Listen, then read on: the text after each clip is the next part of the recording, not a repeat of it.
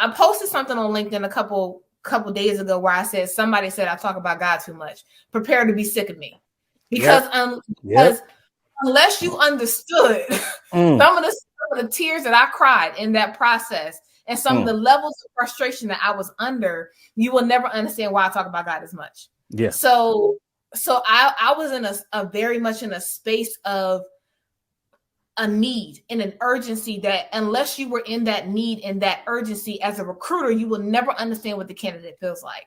So there are times, so good.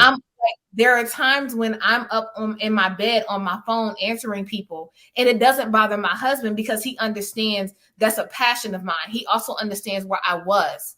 So until you understand the level of the urgency of the candidate and the frustration that it brings a candidate when they are ghosted, when you do not follow up with them, or when you make them feel like they don't matter because they're the candidate, you will never be able to be a good recruiter.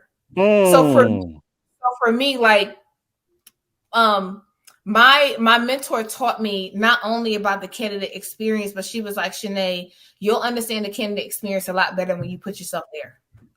And so every single time I talk to somebody, I always tell them my motto is I will never forget what it feels like to be a candidate ever, because I know what that feels like.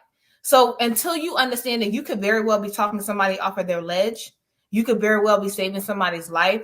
And if you and having the understanding that you are the liaison between the candidate and the company, you'll never know what it feels like to be a really good recruiter unless you understand that. Wow.